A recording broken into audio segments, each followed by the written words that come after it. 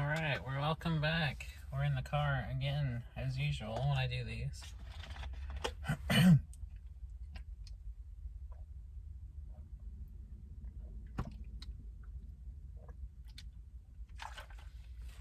Anyway, it's the weekend. Everybody's working for it.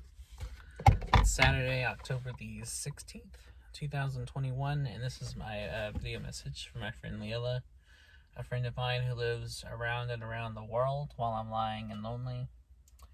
And today's video message, Lilla, is I know you're not a fan of horror movies, but if you ever decide to give horror a try, I recommend watching the classic 1984 movie Children of the Corn. It's a adaptation of a short story by Stephen King, expanded into feature length, and it expands a lot upon it because the original short story is very much more just a little vignette about these killer kids in a small town. And the movie kind of really expands on that, explains their kind of religious fanaticism in more detail.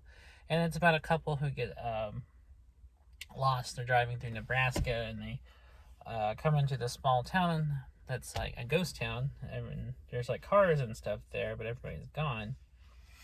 And they're trying to figure out what's going on, and it turns out the town has been overrun by a cult of children who worship an entity called the One Who Walks Behind the Rose. And they've all killed their parents, and something sinister is out there in the cornfield, and it's basically like implied to be the devil. It's really good. I really like it. I watched it earlier this year, and it still holds up. And yesterday I actually watched there's several sequels to it. I watched the first two sequels, Children of the Corn 2, The Final Sacrifice, and Children of the Corn 3, Urban Harvest, which I was surprised were actually very good. Most times when a franchise has sequels, are usually not as good as the first. However, I actually think these two sequels are very good movies. Not just for horror sequels, but just as good just movies in general. They take, there's the second one, has a lot of familiar stuff in it, for anyone who's experienced with horror, but there's still a lot of interesting stuff. There's good filmmaking, good writing, good acting. There's even a lot of, dark humor to it, which I really like. They injected some comedy into it. And it feels like a natural continuation of the story, as opposed to just, we're doing the same thing again, like a lot of sequels tend to do. And the third one, Children of the Corn 3, Urban Harvest, is even more interesting because it takes the premise and puts it into a city.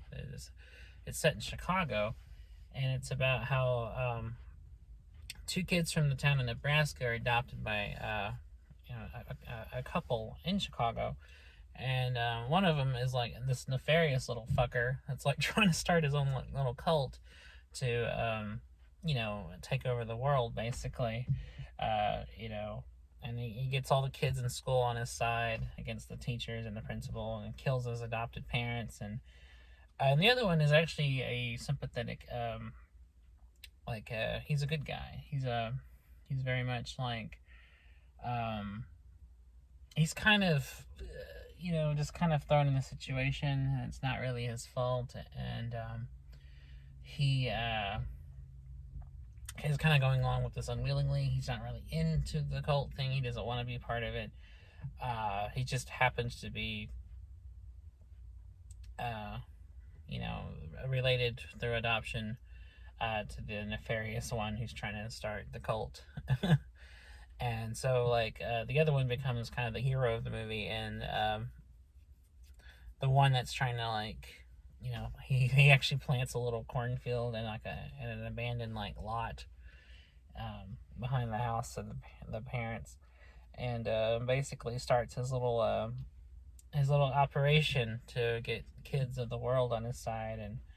And because the dad is like a business guy who distributes vegetables, he actually gets his adopted dad to distribute his evil corn that he's growing in his little cornfield behind the house, distributed internationally, so the cult can continue.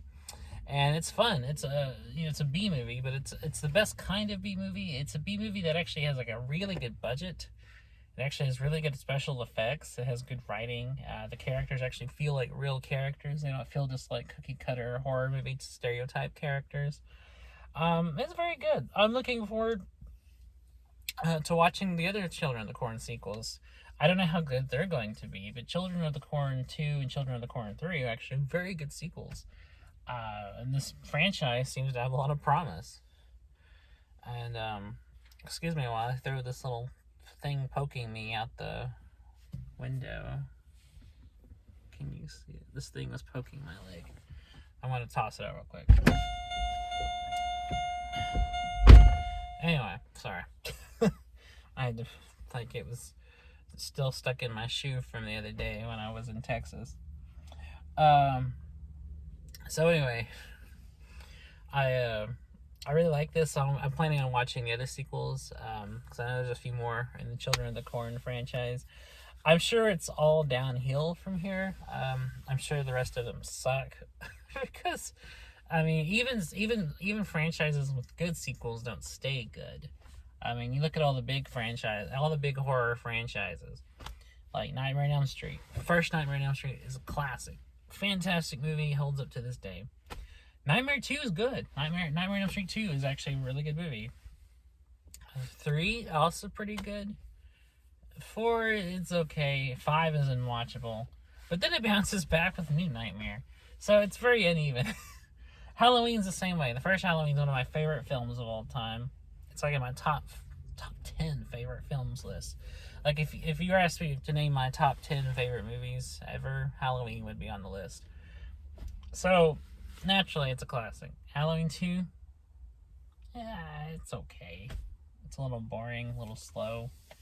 Characters aren't as interesting. Halloween 3, which is completely unrelated to the other Halloween movies, is very good. I like it a lot. It's excellent. It's a very fun, campy movie. But Halloween 4 and 5 are just kind of Dullsville. I've watched Halloween 4 and 5 over the years, many times. I've seen both of those movies over and over and over and over and over. And I even rewatched them recently. And I just always thought they were kind of dull. I've never thought they were interesting or exciting movies. And then Halloween 6, The Curse of Michael Myers, is one of the worst entries in the franchise. It's just a terrible movie. Halloween H2O is actually pretty good. I think it's actually one of the best in the Halloween franchise. And then Halloween Resurrection is one of the worst. Halloween Resurrection is just one of the worst movies I've ever seen in general. Which is crazy because the same director who did Halloween 2 directed Halloween Resurrection all those years later. And I don't know what happened. I don't know. Because, like, Halloween 2 is a competently directed movie. I don't know how Halloween Resurrection, like, turned out the way it did. But it did. And that's unfortunate for us all. You know. So, I mean, just the horror sequels coming up. The Friday the 13th movies are all over the fucking place. You know, the first one's okay. The second one's pretty good. Third one's also pretty good. The fourth one's actually probably my favorite. I think the fourth one's when the series really kind of like cements itself and actually becomes, like, you know, the kind of classic idea we have of, you know, Jason killing people. The fifth one I think is pretty dull, and I don't really like it at all. Sixth one's probably my favorite. Jason Lives is just a great, like, sequel to any horror movie. And then that one also, like, you know, puts a lot of humor into the series and becomes consciously funny. The seventh one's pretty good too, and then the Manhattan one is just kind of like dopey. It's not horrible, it's just like kind of stupid. And then Jason Goes to Hell is one of the worst movies I've ever seen. So, I mean, the Friday the 13th franchise is just... And they've only gotten worse from there. Jason X was comical, but it was, you know, stupid. And Jason vs. Freddy, I did not like. I did not like at all. I saw it once years ago, and that was enough. I was like, no. No more. No more for that. And then, of course, remakes always suck ass. I mean, the Nightmare on Elm Street remake was garbage. Friday the 13th remake was garbage. you know, what else? Hills Have Eyes remake was also pretty bad. I didn't see Texas Chainsaw, but I hate the original Texas Chainsaw, so I can't imagine it being worse. Um, I know that's kind of a hot take in the horror community, but I don't like the original Texas Chainsaw Massacre. I actually watched it recently for the first time in many years. I hadn't seen it in well over 10 years, and I didn't like it. I thought it was actually a really shitty movie, and what was worse, it just felt like a very misogynistic movie. It felt very much very sexist, very much kind of demeaning to women, which most of my displeasure with it comes from that. So yeah, I don't know. I just, remakes typically are terrible. The Child's Play remake was okay. I like that it took in a very different direction. I'm a big fan of the Child's Play franchise, by the way. Chucky, I think, he's one of my favorite killers in horror. He's a strong personality. Like, he's very funny, and I like how those movies steadily became more and more just straight comedy as they went on. But I like all of them. I like all of the Child's Play Chucky movies. First one I think is fantastic. The second one's my favorite. I think it's probably the best one. Third one's really, really good. I would put it just behind 2. Bride of Chucky's hilarious. It's a fun camp movie. And that's when and then Bride of Chucky's when they start going straight into comedy. Like, after that, these movies are just straight humorous movies. Seed of Chucky was good. I liked it a lot. Cult of Chucky was really, really good, actually. I think that's one of the best in the series. What's the other one? Curse of Chucky, is that what it's called? I think that's really good, too. Unless I'm getting Curse and Cult mixed up. Oh, man. I tend to get the titles of those two mixed up. I like them both, though. I'm looking forward to watching the new TV series. That's either just started or is about to start on the Sci-Fi Channel. But the remake of Child's Play, the reboot they did, I actually think was pretty good. It was weird. It took a lot of weird turns I didn't expect. But I like the idea. I like that, they kind of updated it for the 21st century. It made the whole good guy thing into the AI kind of thing, and it's kind of like a Google thing, where the good guy thing can control like your panels and your lights and stuff, like Alexa or something. I think that's pretty interesting, and I like that it's not the Chucky in the new Child's Play isn't inherently evil. He just picks up things and it corrupts him. All just because I think it was some factory worker. Did he mess with it? I think at the beginning, I can't remember. I can't remember if some factory guy tampered with him in the assembly line, or if he naturally just grew and absorbed evil through the influences around him. Because he doesn't start. I mean, that's interesting because he starts off as genuinely programmed to love Andy, and only wants to make him happy, and he's starts off as a real good guy, and it's only through corruption of influences and watching him watch horror movies and absorbing all the violence and stuff and thinking kind of warping the AI program that Chucky in that one becomes a serial killer. I think that's pretty great, actually. That's an interesting take on it, and I like it when if you're gonna remake something, at least make it original like that. Take it in a new direction. Far too often remakes are just the same thing as the original, but lacking any of the quality or creativity of the original. And but every now and again you get a remake that actually does take it somewhere different. But far too often, it's just retelling the same story in an inferior way. I mean, I would say almost every remake does that, especially the ones I mentioned. Um, and then just every other one I can think of just kind of doesn't really do a good job of remaking it.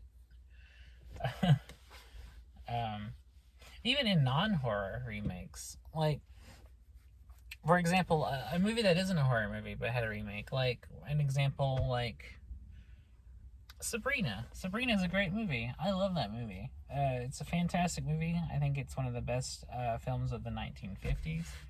Um, Audrey Hepburn is fantastic in it. Humphrey Bogart is amazing in it.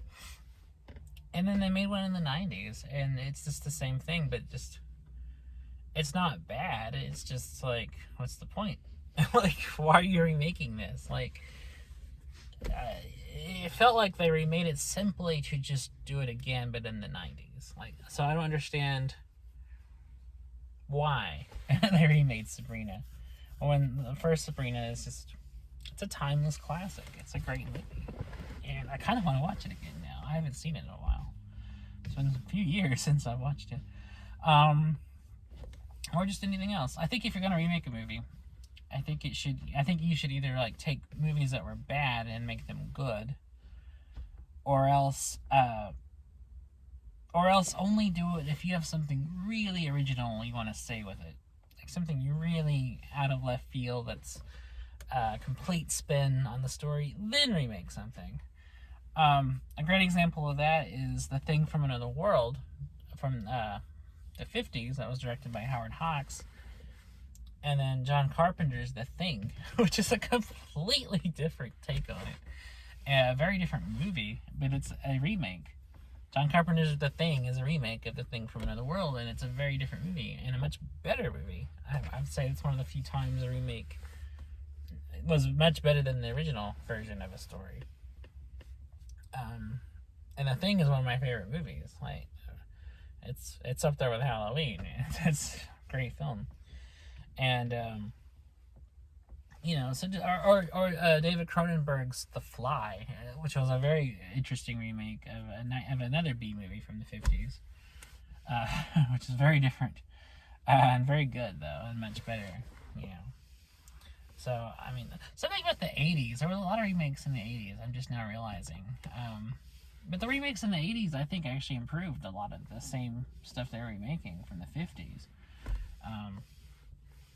Like, I think the remake of The Blob was superior to the one with Steve McQueen.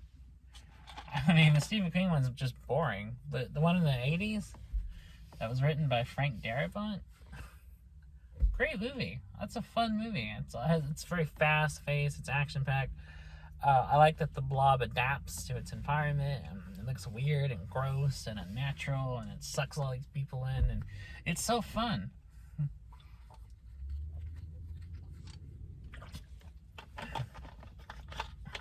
The problem with a lot of 50s movies, those B movies, was they were so boring. Like, you'd get a little bit of the Thing terrorizing, and then like people would go in a room and talk about it for like, an hour. And then like a little more of the Thing, and then people go in the room and talk about it for. They're very slow paced to the point where it feels like that's filler. It doesn't feel like it's actually progressing the plot. It doesn't feel like they're actually making any breakthroughs and how to defeat it much or anything. It just feels like it's overly talkative, which existed primarily for the purpose of so they could be shown in drive-thrus and teens could make out in between scenes where the monster is terrorizing the world. Don't get me wrong, I like B-movies from the 50s. I think they're fun, mostly, but there are parts that stretch, like long parts in the middle where they're just kind of like... And don't get me wrong, I'm not saying I don't like dialogue-heavy movies or like scenes with lots of dialogue or anything. I do. However, they have to serve a purpose. They have to further the plot. They have to, or at least feel organic. They have to feel like characters would actually be logically talking about this stuff and not beat around the bush. I guess what I'm trying to say is, in real life, if we're having a conversation, we don't repeat ourselves or say the same thing over and over again, or we'd act unnaturally. Whereas in a lot of those 50s movies, like, the dialogue scenes feel very natural. Like, they feel very Like you can tell they're stretching out, so it'll be a little longer than runtime. And it just that's not how real life dialogue works. And I want my movie dialogue to be like real life dialogue. So that's kind of my issue with that. But I mean, in principle, they're fun. I mean, I like watching stuff like They There Sit Still, Invasion of Body Snatchers, This Island Earth, stuff like that. I think are fun movies. They can just be a little boring sometimes. A lot of those 50s movies did consist of long static shots, people in rooms talking, in between whatever menace was happening, including the Blob movie. So the one in the 80s, Blob, doesn't fuck around. It gets right in there. It starts, and the whole thing progresses naturally. So that's what I like. So yeah. So I mean, I don't know. I was just thinking that people don't talk about how the 80s had a lot of remakes, but there was a lot of remakes in the 80s. Good God, Invasion of the Body Snatchers has been remade several times. There was original, there was one in the 70s, I think there was one in the 80s, I think there was one in the 90s. That movie's been remade a few times. That's almost been remade as much as A Star Is Born. Which a lot of people don't realize is a remake either, but that's actually been done several times. So anyways, yeah. I don't like these big trucks driving around. They're making me nervous. So yeah, I don't know. Just, if you want to give horror a shot, watch Children of the Corn. You could do worse. I've seen far worse horror movies. And the thing about it is, if you're, I think it's a good starter because it's scary, but it's not too scary. It's not something that I think would be unbearable for someone who's not used to horror. I think it's actually a pretty good entry point into horror. I would also say maybe a movie like Poltergeist would also be a good entry point, because it's not shit your pants scary, but it is kind of creepy, kind of freaky. And it has scenes that are pretty intense, but sporadically. It's not throughout. So I think that's a good starter to horror. So anyways, that's just my 2 cents. But yeah, I guess that's it for today. I'll be back tomorrow. I'm recording these awfully late in the evenings. I guess I don't know why. I've just been sleeping late and getting up late and doing these late. Sorry. So I hope you're doing okay, Lilla, and I'll be back tomorrow, and we will talk again. Take care.